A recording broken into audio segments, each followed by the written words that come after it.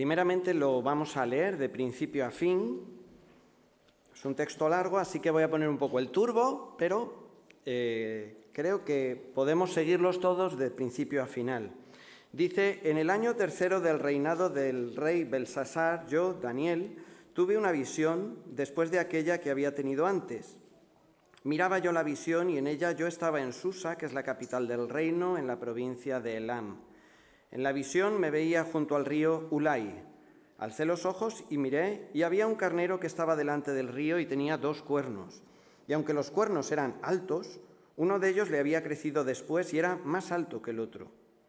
Vi que el carnero hería con los cuernos al poniente, al norte y al sur, y que ninguna bestia podía enfrentársele, ni había quien escapara de su poder. Hacía lo que quería y su dominio crecía por momentos. Mientras yo consideraba esto, un macho cabrío venía del lado del poniente sobre la faz de toda la tierra, sin tocar el suelo, y aquel macho cabrío tenía un cuerno notable entre sus ojos. Vino hasta el carnero de 2 cuernos que yo había visto en la ribera del río y corrió contra él con la furia de su fuerza. Lo vi llegar junto al carnero, se levantó contra él y lo hirió y le quebró sus 2 cuernos. Y el carnero no tenía fuerzas para hacerle frente. Lo derribó, por tanto, a tierra, lo pisoteó y no hubo quien librara de su poder al carnero. El macho cabrío se hizo extraordinariamente grande, pero cuando estaba en su mayor fuerza, aquel gran cuerno fue quebrado, y en su lugar salieron otros 4 cuernos notables hacia los 4 vientos del cielo. De uno de ellos salió un cuerno pequeño que creció mucho hacia el sur y al oriente y hacia la tierra gloriosa. Creció hasta llegar al ejército del cielo y parte del ejército y de las estrellas echó por tierra y las pisoteó. Aún se engrandeció frente al príncipe de los ejércitos, pero por él fue quitado el sacrificio continuo y el lugar de su santuario fue echado por tierra. A causa de la prevaricación le fue entregado el ejército junto con el sacrificio continuo, echó por tierra la verdad e hizo cuanto quiso y prosperó. Entonces, esto es un parón, ¿verdad? Oí hablar a un santo y otro de los santos preguntó a aquel que hablaba: ¿hasta cuándo durará la visión del sacrificio continuo, la prevaricación asoladora y la entrega del santuario y el ejército para ser pisoteados? Y él dijo: hasta 2300 tardes y mañanas. Luego el santuario será purificado. Aconteció que mientras yo, Daniel, contemplaba la visión y trataba de entenderla, se puso delante de mí uno con apariencia de hombre, y oí una voz humana entre las riberas del Ulai que gritó y dijo: Gabriel, enséñale a este la visión.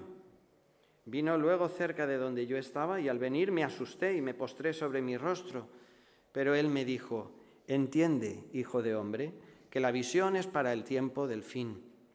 Mientras él hablaba conmigo, caí dormido en tierra sobre mi rostro. Él me tocó y me hizo estar de pie, y dijo: yo te enseñaré lo que ha de venir al fin de la ira, porque eso es para el tiempo del fin. En cuanto al carnero que viste que tenía 2 cuernos, estos son los reyes de Media y de Persia. El macho cabrío es el rey de Grecia, y el cuerno grande que tenía entre sus ojos no es otro que su primer rey. En cuanto al cuerno que fue quebrado y sucedieron 4 en su lugar, significa que 4 reinos se levantarán de esa nación, aunque no con la fuerza de él. Al fin del reinado de estos, cuando los transgresores lleguen al colmo, se levantará un rey despótico e intrigante. Su poder se fortalecerá, mas no con fuerza propia. Causará grandes ruinas, prosperará, actuará arbitrariamente y destruirá a los fuertes y al pueblo de los santos. Con su sagacidad hará prosperar el engaño en su mano. En su corazón se engrandecerá y sin aviso destruirá a muchos. Se levantará contra el príncipe de los príncipes, pero será destruido, aunque no por mano humana. La visión de las tardes y mañanas que ha sido revelada es verdadera, y tú guarda la visión, pues se cumplirá pasado mucho tiempo. Yo, Daniel, quedé sin fuerzas y estuve enfermo algunos días. Cuando me levanté, atendí los asuntos del rey, pero estaba espantado a causa de la visión y no la entendía. Muy bien. Tengo aquí un mando y voy a pedirle a los de imagen que nos coloquen la primera diapositiva. Esto es un camino que sube a la sierra por la sierra de Guadarrama. Voy a sacar mis apuntes, que también estaría bien, ¿verdad? Y más o menos vas por la A6 y cuando llegas a la carretera de la Jarosa te desvías para subir a un mirador que se llama el mirador La Cabeza Lijar. A ver si esto va, si lo enciendo mejor. Ahí está. Y desde ese mirador se puede ver perfectamente por detrás la Comunidad de Madrid, a la derecha Castilla-La Mancha-Segovia, Castilla-León, Segovia, y a la izquierda, mirando desde donde yo miro, la provincia de Ávila. Perfectamente, mirando alrededor uno puede ver todo. Pero si luego va bajando y vuelve por el camino por el que había venido, tiene miradores menores, que solo le permiten ver el terreno lejos, pero más inmediato. Solo cuando subes arriba de la montaña puedes ver todo el panorama. Pues algo así similar es lo que encontramos en este pasaje comparado con el pasaje anterior del que nos habló Julio hace unas semanas. Ese pasaje es el mirador alto, el que habló él. Desde allí se ve todo el tiempo hasta la venida de Cristo y el fin de los tiempos.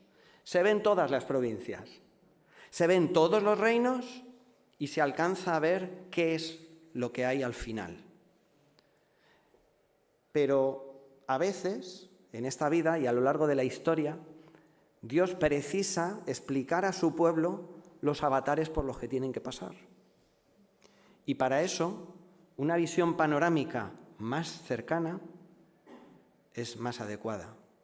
Así que si en el capítulo 7 veíamos los 4 reinos y veíamos aquel ser espantoso al final que salía de aquel reino, que machacaba al pueblo de Dios, era la 4ª bestia, eso es al final de todo. Pero ahora nos dirige hacia lo que va a pasar en el momento inmediato. Ahora bien, no os riáis con la siguiente diapositiva, ¿vale? O bueno, sí, reíros, porque es para reírse, la verdad. Si yo ahora mismo profetizo que el Barça va a ganar al Madrid 3-2, ¿sería una profecía? No, porque pasó la semana pasada. Entonces, para que una profecía tenga entidad de profecía y demuestre algo, tiene que haber sucedido antes. Y los críticos del libro de Daniel, que han sido muchos a lo largo de los siglos, tienen un problema con esto. Porque si realmente las profecías de Daniel, como la que acabamos de leer y luego vamos a explicar sin liarnos demasiado, se cumplen con tal exactitud como que finalizó el sábado 26 de abril, fue expulsado Antonio Rüdiger, se vino arriba e hizo una barbaridad.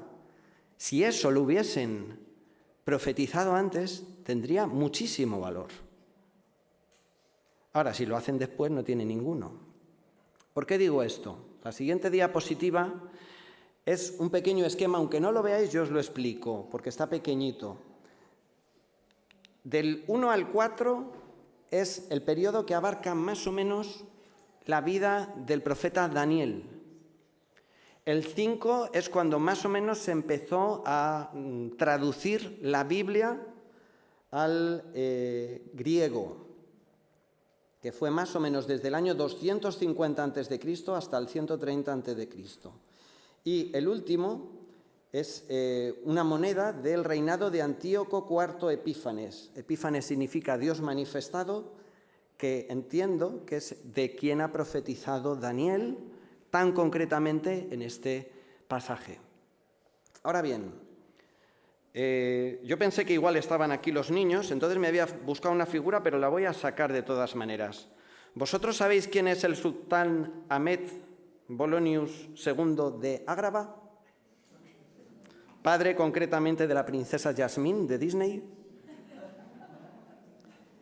¿Es un rey real o de fábula? Decidme, ¿me podéis contestar? Es un rey de fábula. Es un rey inventado para que asimile un reinado, un lugar, y durante siglos, hasta mediados del siglo XIX, Decían, el libro de Daniel es como el de Aladín, es una invención. Y en concreto citaban un rey que no debería de existir, que se cita en Daniel y que aparece el primer versículo de nuestro texto, Belsasar. Dice, en el año 3 del reinado del rey Belsasar. Así que vamos a ubicar un poco esta profecía y vamos a ver.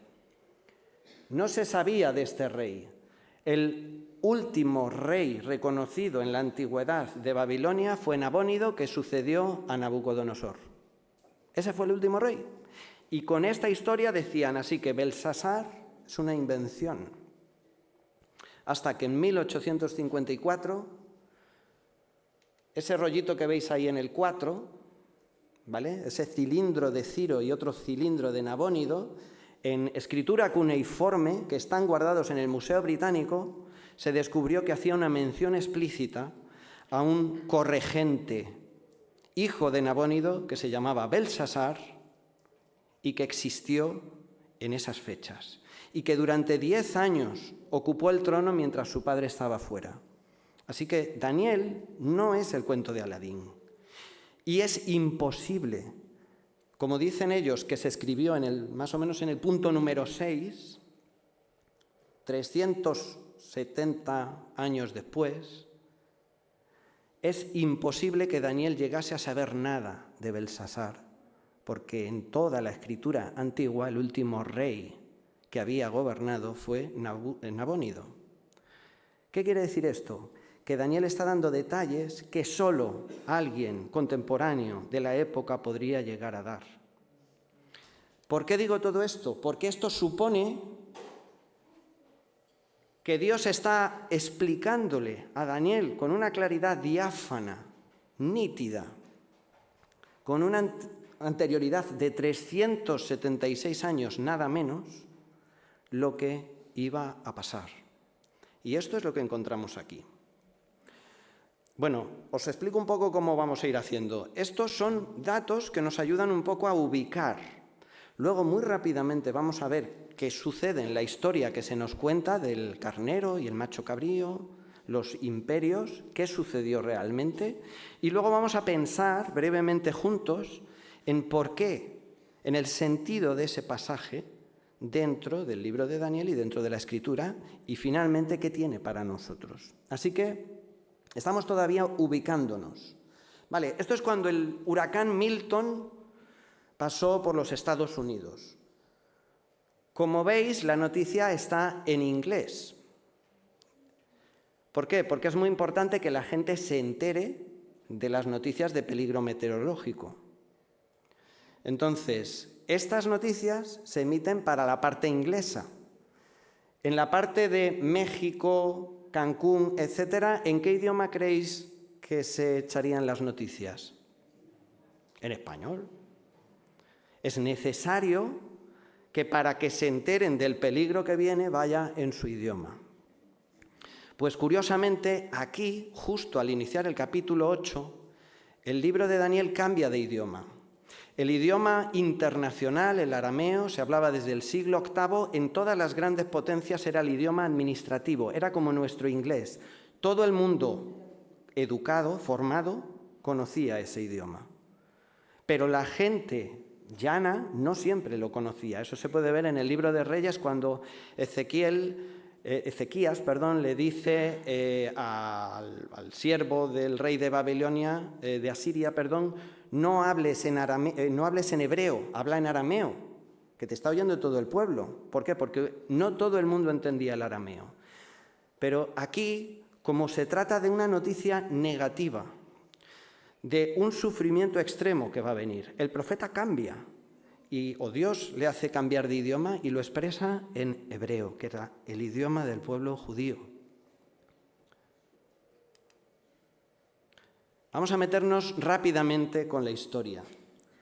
Se nos habla de un carnero. Yo no sabía muy bien la diferencia entre un carnero y un macho cabrío, así de ignorante y de ciudad soy. Resulta que uno es el macho de la oveja y el otro es el macho de la cabra. Entonces el macho, yo pensé, ¿pero las ovejas tienen cuernos? Bueno, pues las especies de aquí de España, algunas de ellas no, pero hay otras muchas que sí. Así que el primero, el carnero, Es una oveja macho con 2 cuernos, uno más grande que otro. Y más adelante se nos explica perfectamente que tenía 2 cuernos, versículo 18, estos son los reyes de Media y de Persia, que van, poquito después, si nos volvemos atrás, al punto número 3, iban a invadir, y lo hemos visto ya en el capítulo 5, con la escritura en la pared, iban a invadir aquella noche, y Belsasar, el rey que se nombra aquí, iba a ser quitado. Así que este imperio medo-persa, de los años 539 a 331, dominó el Medio Oriente, yendo muy hacia el este, pero conquistó en la parte segunda de este imperio, en el oeste Lidia, que está por la zona de Turquía, y Babilonia, y en el sur Egipto, llegó a invadir Egipto, y en el norte los escitas en el año 513 a.C. No somos historiadores, pero esto pasó. Es decir, 376 años antes, el profeta escribe algo que va a pasar con nombres y apellidos. Este imperio, con este dominio de esta nación sobre la otra, 2 cuernos, va a pasar esto, y tal cual pasó. Vamos a ir al siguiente. El macho cabrío venía del oeste, sin tocar la tierra, es decir, que iba casi volando muy rápido. Tenía un cuerno notable entre sus ojos. Y aparece la figura o el imperio griego, que viene desde Grecia, obviamente, desde el occidente, que realizó grandes conquistas a gran rapidez y tuvo un líder notable que fue Alejandro Magno. Este hombre era joven, su padre Filipo es asesinado en el 336, asumió el cargo Alejandro a los 20 años. ¿Quién hay aquí de 20 años? Muy bien, 20 años, recibir el imperio griego, y decidió conquistar. Y con solo 3 grandes batallas en 13 años, llegó hasta el Valle del Indo en la India. Es decir, de Grecia hasta las zonas de Pakistán actual, todo lo conquistó con 3 grandes batallas. Así que, como dice el versículo 21, el macho cabrío es el rey de Grecia, y el cuerno grande que tenía entre sus ojos no es otro que el primer rey. Y esto pasó tal cual había sido profetizado.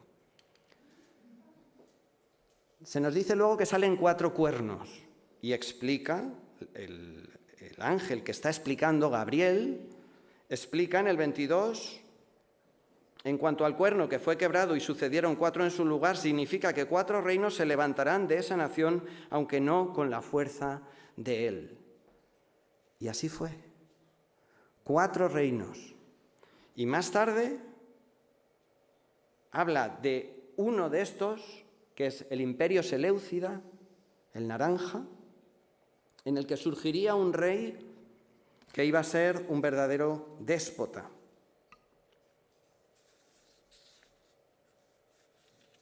Hay un salto en el tiempo, si lo veis en el versículo 23, al fin del reinado de estos, es decir, han pasado generaciones del reinado de esas dinastías y aparece este rey. Despótico, intrigante, mentiroso, arbitrario, injusto, malvado, arrogante, atacará aún a los gobernantes legítimos, asesinó al sumo sacerdote real y puso sus marionetas dentro, y a través de un acto de prevaricación se le entrega el poder del templo a él y del ejército, profanó el templo, puso una estatua de Zeus, sacrificó cerdos en el altar o un cerdo en el altar, con caldo de cerdo contaminó todos los utensilios y las vasijas sagradas del templo, puso un gimnasio delante del templo y hizo todo lo posible para hacer desaparecer la fe judía. En cuanto a los días, hay diferentes interpretaciones. Hay quien calcula que realmente, desde el asesinato de Onías III, el 12 de diciembre del 171 a.C., hasta que los macabeos, tras su revuelta, volvieron a purificar el templo, pasaron, ¿a que lo adivináis cuántos años? ¿Cuántos días? 2.300 días. Literales. Pues ante estas cosas uno se queda asombrado. Pero quisiera ahora que entrásemos un poquito más en el porqué del pasaje y qué implicaciones encontramos en él. Aquí tenemos, esa es la imagen real de este individuo que existió de verdad en su moneda, con una imagen de Zeus ahí, y cómo profanó todo el templo y procuró muy proactivamente eliminar el judaísmo para siempre. Pero el Señor había puesto un límite, dijo 2.300 días, y luego será purificado. Ahora, la exactitud tan tremenda de este capítulo, de esta profecía, tiene grandes implicaciones. Que pasase lo del carnero, el macho cabrío, Alejandro Magno, los 4 reinos, Antíoco Epifanes y lo que hizo en el templo pasase tal cual está aquí descrito y estuviese anticipado por Dios, tiene sobre todo una gran implicación. Si Dios ha cumplido el capítulo 8, Dios va a cumplir todo. Y os acordáis que estábamos en la terraza intermedia, pero Dios demostró con este pasaje ya cumplido la autenticidad de su profecía, y si subimos más arriba y vemos las profecías de las que se nos ha hablado en el capítulo 7, tenemos un alcance certero. Implica que lo que se decía en el capítulo 7, que el devenir de la historia de los hombres tiene un final, que hay un juez que se va a sentar para juzgar a la humanidad, que el Hijo del Hombre va a venir por segunda vez y va a recibir el reino y va a reinar para siempre. Si lo primero se cumplió, lo segundo también. Todo lo prometido por Dios va a cumplirse. Vamos al segundo punto, el sentido del capítulo 8. Daniel, vosotros poneos un momentito en el lugar de Daniel. Daniel fue llevado cautivo con 17 años. Es que es una vida negra. Obligado a aprender las normas y las leyes de Babilonia. No volvió a ver su tierra nunca. Y en su corazón albergaba la esperanza de que si los profetas habían profetizado que Israel se iría por su pecado, pero que eso tendría un tiempo, un límite, y que Dios juzgaría a esas naciones y que el pueblo de Israel retornaría, Daniel, ¿qué deseaba? Vamos a ponernos un momentito en el lugar de Daniel. Se ponía enfermo. Imaginaos, Señor, que todo esto va a pasar otra vez. Todo esto que ha pasado por nuestro pecado, ¿sigue? Y por eso es una advertencia muy seria al pueblo de Israel. Esto va para el tiempo del fin, Israel. Esto para Judá. Esto va a seguir. Se lo dice en su idioma, se lo dice con amor, se lo dice con cariño. Pero la plataforma de arriba se le dio primero. Al final, sí. Vivieron felices y comieron perdices. Pero es un pasaje duro, en el que se profetiza algo terrible y malo para el pueblo de Judá, de lo cual, por la providencia de Dios, saldrían. Así que, enfrentando la espera. ¿Hasta cuándo? Es la pregunta que se repite durante todo el libro. ¿Hasta cuándo? ¿Sabéis la pregunta que le hicieron los discípulos a Jesús antes de ascender al cielo? Señor, ¿restaurarás ahora? ¿Llega ya el punto final? ¿Estamos ya en el apéndice final, en el anexo último? No. No os toca a vosotros. Ya hablaremos, o no sé si nos dará tiempo a hablar mucho de esto. Estamos en cierto modo en la misma situación. El Señor, antes de ascender al cielo, en el trozo, en el pasaje que se habla en Juan a partir del capítulo 13, que nos ha leído antes, que los amó hasta el fin, ahí hace una serie de explicaciones a sus discípulos, advertencias a sus discípulos, y entre ellas les dice: en el mundo tendréis aflicción, pero confiad, yo he vencido al mundo. Les dice cosas: recibirán poder, recibirán el Espíritu Santo, me serán testigos, pero sufrirán, estarán delante de las autoridades, serán perseguidos. Y yo he orado, y Él oraba por ellos.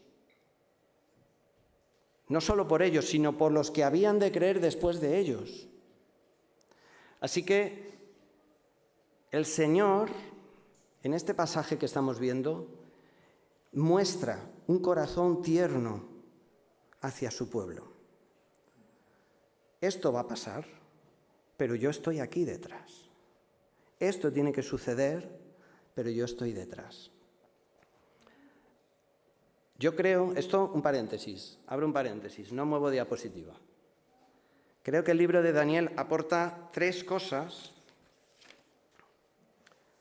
Si lo encuentro por aquí a algún lado, sí. Perdonad.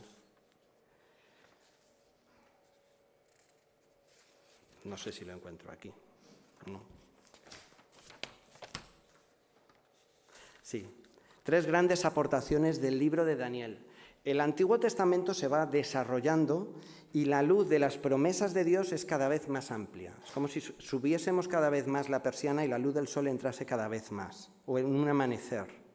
Entonces, de alguna manera hay 3 cosas que yo pienso que el libro de Daniel pone encima del tapete que son algo novedosas o las desarrolla mucho más. La primera de ellas, que la historia iba a ser de largo recorrido, que es lo que estamos viendo. Que han de pasar muchas cosas al pueblo de Dios antes de que llegue el final, pero que Dios conoce todo cuanto va a suceder. En segundo lugar, que la historia de la humanidad cambia por la aparición del Hijo de Dios. La estatua de Nabucodonosor, en el capítulo 2, y lo que hemos leído anteriormente en el capítulo 7, nos habla de la irrupción del reino de Dios cuando aparece el Hijo. Pero sutilmente, a través del libro de Daniel, nos aparecen cosas como, por supuesto, el Hijo del Hombre, pero en este capítulo tenemos una voz humana que le dice a Gabriel: Gabriel, ¿quién manda en el cielo? ¿Quién está detrás de la historia? El Señor no es solo un espectador que con una capacidad especial ve lo que va a pasar en la historia, sino que a través del libro de Daniel y las luchas espirituales que vemos después, vemos que el Señor es el protagonista de la historia. Él no solo anticipa lo que va a pasar, Él produce lo que va a pasar. Hay un versículo en Proverbios que dice: como repartimientos de agua, así es el corazón de los reyes en la mano del Señor. Hacia lo que quiere, lo dirige. Eso quiere decir que el Señor, manteniendo la libertad individual que ha dado a cada ser humano, está durante toda la historia, desde Adán hasta Apocalipsis, presente en todo lo que pasa y en todo cuanto sucede.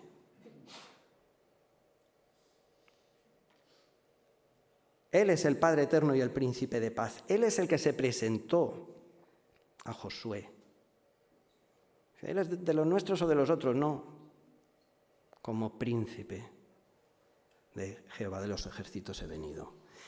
Es el que se presenta a Juan al final. Se le presenta a Daniel en el capítulo 10. Ya os pongo para que tengáis ganas de ir leyendo más del libro. Pues a lo largo del libro de Daniel, la figura del Hijo del Hombre va cobrando más y más y más importancia. Porque es el protagonista. Y el último aporte de estos 3 que hago en el paréntesis, que creo que hace el libro de Daniel, que ya estaba antes, pero se desarrolla más, es sobre la resurrección. Y al final del libro le dice: Daniel, tú te vas a morir. Y estas cosas son del final, pero tú te levantarás al final para recibir tu herencia. Qué precioso, qué precioso. Así que Daniel no se ha visto avergonzado. Daniel está, lo hemos cantado esta mañana, con ese grupo de héroes de la fe que va a estar con nosotros alabando al eterno Dios. Y a Cristo, el Salvador, el Cordero inmolado que ha obrado toda la salvación desde el principio. Es el autor y consumador de la fe. Es el que sustenta todas las cosas con la palabra de su poder. Y por eso vemos luego esas luchas. Dios respeta grandemente al ser humano. Dios deja que esta humanidad siga adelante, pero no va a variar ni en un poquito nadie el plan final que Él tiene establecido. Así que el sentido del capítulo 8, advertencia. Todavía no hemos acabado. Aún no es el tiempo. Va a haber sufrimientos, pero yo sí he vencido. Vamos a la tercera, ya lo he nombrado. La voz humana da la orden a Gabriel, enseña a este la visión. La preocupación que se hace eco en la pregunta que hacen los ángeles entre sí, ¿hasta cuándo?, nos está hablando de que lo que le sucede al ser humano, al Señor le importa muchísimo. Muchísimo.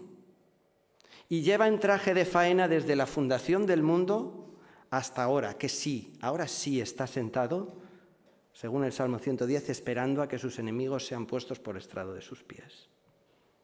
Ya ha resucitado, ya ha ascendido, y el Señor no tarda su promesa, dice la primera de Pedro. Como algunos dicen, es que el Señor no viene, sino que quiere que todos se arrepientan. Si en esta mañana, ya lo ha dicho antes Benjamín, si en esta mañana tú todavía no conoces al Señor, estarás diciendo, vaya texto que están predicando. Sí, pero es que hay un día final, hay un día de juicio y hay un Salvador. Acógete al Salvador. Es el personaje principal de toda la historia. Hay un antes y un después de él. Si le aceptas, tú vas a estar con los santos al final, en ese día de resurrección que habla Daniel 12.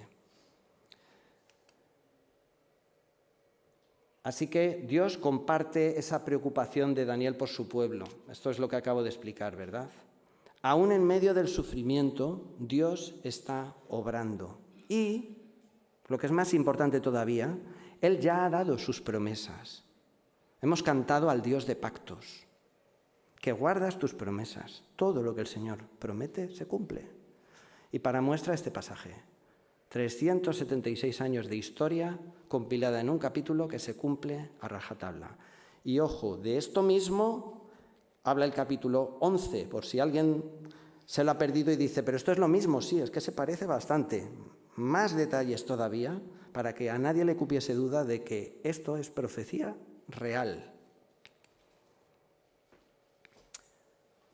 Vale, y ahora vamos a mirar por último a Daniel antes de sacar unas aplicaciones para nosotros. Daniel se queda aterrado, Daniel se enferma. Como judío que era, yo me pregunto si cuando se enferma al final del capítulo 7 podía ser por 2 motivos, o por los 2 a la vez. El primero, porque ve lo que le viene a su pueblo todavía. Y después de haber vivido vivencialmente esa experiencia desde jovencito, de lo que era el exilio y el sufrimiento, se pone malo, como Dios. Se pone malo. Pero en segundo lugar, yo creo que dijo, ¿yo he cenado setas esta noche o estoy flipando? No entiendo nada. Un hombre y todos los reinos del mundo le adoran. ¿Entendéis? La figura del Hijo del Hombre cobra una dimensión que Daniel inicialmente no entiende y se enferma y todo. ¿Cómo se recupera? Bueno, pues dice, a ver, Señor, yo no sé si es que he cenado muchas setas anoche, sabes que más bien era vegetariano por el capítulo 1, pero voy a mirar, voy a leer tu palabra. Estaba preocupado y ¿qué hizo? Buscar en las promesas del Señor, capítulo 9. ¿Qué dice mi Dios? Él coteja aquello que recibe con la Escritura. ¿Y luego qué hace después? Ora. Y en el capítulo 10 recibe la visión del Hijo de Dios. Y curiosamente, en el capítulo 10 y versículo 1 dice, recibió una revelación, la revelación era verdadera y se refería a un gran conflicto, pero él comprendió la revelación y pudo interpretar la visión. Pasamos de no entiendo nada a sí entiendo. ¿Qué hizo la diferencia? La visión del Hijo de Dios. Ver directamente al Eterno. Dice, ¿cómo es que mi Señor me habla a mí? Dice en el capítulo 10. Me estoy adelantando un poco, pero así contextualizamos bien. Pasamos de no entender el sufrimiento, no entender las circunstancias, a mirar las promesas de Dios, orar y ver al Hijo de Dios y entender. ¿Verdad que es gracioso? ¿O es que es así? Entonces vamos a pensar ya por último y rápidamente en las aplicaciones para nosotros. Y lo vamos a hacer como si fuese casi de un estudio inductivo, se tratase, con preguntas. ¿Qué aprendemos de Dios? Aprendemos que Dios siempre ha estado detrás de la historia. Dios siempre ha cuidado a su pueblo. Avisó a Abraham de que su pueblo estaría en Egipto. Avisó por los profetas de que su pueblo se iría al exilio. Avisó a Daniel de que venía sufrimiento por los medos persas y luego los griegos. Y cuando el Hijo de Dios se presenta en este mundo, advierte, nos da multitud de instrucciones. Sería muy bonito poder cotejar este pasaje con Mateo 24 y 25. Jesús mismo toma algunas de las profecías del libro de Daniel, las aplica a sí mismo como el Hijo del Hombre y algunas de ellas deben tener un segundo cumplimiento porque Cristo las enuncia de nuevo. Así que nos da una perspectiva que coincido con Julio de hace unas semanas en que hay un primer cumplimiento y posiblemente hay cumplimientos posteriores, tanto en lo del anticristo como en lo del sufrimiento extremo como en la salvación de parte de Dios. Y esto se va a repetir. Este es el anuncio de este capítulo. Pero aprendemos de Dios que no es solo el narrador, no es solo un vidente, sino que lo veremos en los capítulos posteriores, Él está trabajando en la historia, por detrás de la historia, haciendo que todo llegue hasta el momento en el que dice Gálatas, cuando vino el cumplimiento del tiempo, Dios envió a su Hijo. Qué bonito, ¿verdad? Así que no es que aparece en la Navidad. Los ángeles flipan en la Navidad. Una multitud de coros celestiales salta, gloria a Dios en las alturas y en la tierra paz a los hombres de buena voluntad. Porque el Eterno se ha presentado. Porque aquí comienza lo realmente interesante, aquí está la chicha. Pedro dice, cosas en las cuales anhelan mirar los ángeles, el cielo entero revolucionado. Ahí es donde empieza, y fueron felices y comieron perdices. Ahí es donde estamos ahora, pero antes de marchar el Señor dijo, nos toca a vosotros saber los tiempos y las sazones. No cojáis, hermanos, números y empecéis a estirar a ver cuándo viene Cristo. Según eso, Cristo tenía que haber venido en 1800 no sé cuánto, 1800 no sé qué, 1900 poco, 1920, 1940. No. Y el Señor nos advirtió. No les hagáis caso cuando digan, helo aquí, helo allí. No. Solo el Padre en su sola potestad ha dicho cuándo. Pero mientras tanto, la historia sigue. ¿Qué retos o qué indicaciones encontramos para nuestra vida? Primero, confiar en las promesas de Dios, como Daniel. Si no las conoces, ¿cómo vas a confiar en ellas? Esto es un reto a la iglesia de Suances, ¿eh? Leamos la palabra de Dios. No os asustéis, hermanos, en descubrir las grandes cosas que hay escritas. No nos asustemos. Yo me acuerdo, tendría 16 o 17, la primera vez que leí Zacarías. Y en el capítulo 14 leí, y se posarán sus pies en el monte de los olivos, y os prometo que di un respingo. Dios mismo les salvará, ha dicho hace un rato antes. Es tremendo. Está aquí dentro. Estudiemos la Escritura, veamos esas cosas tan grandes que Dios tiene preparadas para los que le aman. ¿Qué reto también tenemos? La oración, como Daniel. Nosotros tenemos un abogado delante del cual podemos ponernos y exponer nuestros pecados, nuestras caídas, nuestras dudas. Pues como Daniel, hagámoslo. Fidelidad. Daniel empieza, suponemos, 15, 17 años, llegaría hasta los 90, 100 años y hasta el último momento, escribiendo de su Señor, hasta que su Señor le dice, Daniel, tú ya te toca, ya pasas ahora dormirás, pero después, hasta el final, fieles hasta el final. Por eso, amados, dice 2 de Pedro 3:14, mientras esperáis que estas cosas sucedan, haced todo lo posible para ser hallados en paz, intachables e irreprensibles. El creyente tiene que desarrollar una voluntad de ser fiel al Señor, porque me espera esto. Hagámoslo. ¿Qué pecados deberíamos evitar? Pues dejarnos llevar por la ansiedad o el miedo. Oiréis, se ha nombrado esta mañana, yo creo que es que sabíais de qué iba a predicar, o no sé. Oiréis de guerras y rumores de guerras, hambres, pestilencias en todos los lugares. Aún no es el fin. Será acumulativo.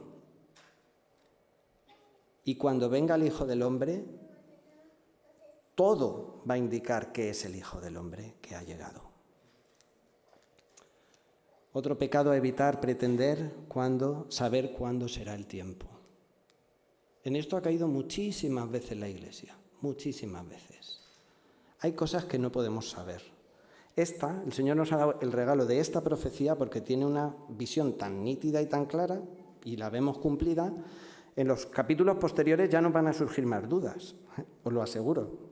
No importa, no importa. El final, la vista completa, sí nos la ha dado el Señor. Respondió Jesús, no os toca a vosotros saber los tiempos o las ocasiones, son potestad exclusiva del Padre, pero recibiréis poder cuando haya venido sobre vosotros el Espíritu Santo y me seréis testigos. En nuestra advertencia se añade toda esta coletilla, nada menos. Recibiréis poder, me seréis testigos. Este es nuestro tiempo. Y por último, ¿qué promesas encontramos? Pues encontramos la promesa de que va a haber adversidad. Si alguien entra por esta puerta pensando que en cuanto me convierta, mi economía, mi vida en general, todo va a ser maravilloso y mis problemas de pareja se van a arreglar de un plumazo, puede que el Señor lo haga, pero no nosotros. Y no hay una dirección de la Escritura insistiendo que no va a haber adversidad, sino todo lo contrario.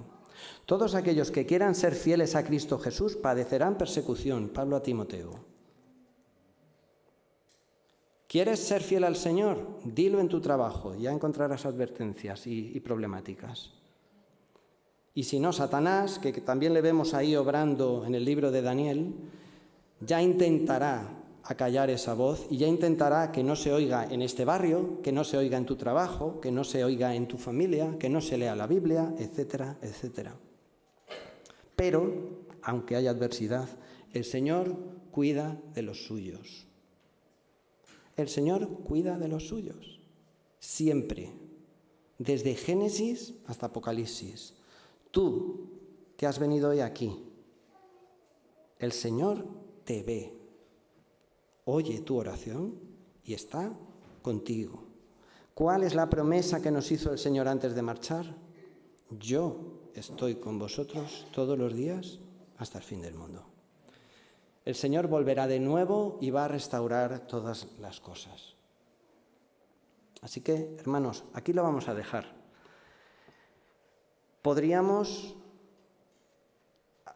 Se podría, y yo os lo recomiendo, si lo tenéis fresco, coger Mateo 24 y 25 y ver qué tantas otras cosas nos dice el Señor ya a nosotros.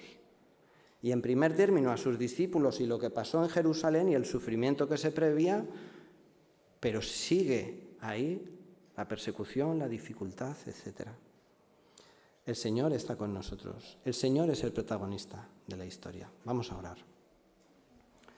Padre nuestro, te damos gracias en esta mañana por tu palabra. Una palabra, Señor, que tantas veces nos deja asombrados, que nos alucina ver la claridad de la profecía y cómo tú desde la antigüedad dices no hay otro que diga las cosas que van a suceder sino solo yo. Señor, gracias por haberte conocido, gracias porque Cristo nos amó desde toda la eternidad, pero cuando llegó el cumplimiento del tiempo se hizo hombre para sufrir en una cruz por nuestro pecado. Gracias porque Él volverá por segunda vez sin relación con el pecado para salvar a todos los que le aman y a los que le esperan. Gracias porque esta promesa puede sostener nuestra fe en los momentos difíciles. Gracias, Señor, porque hay un día en el que resucitaremos y estaremos contigo. Y como cantamos, Señor, cada lágrima, cada canto en dificultad, veremos que al fin valió la pena, que tú eres un Dios bueno y perdonador, misericordioso y que has hecho todas las cosas bien. Te damos las gracias en el nombre de Jesús. Amén.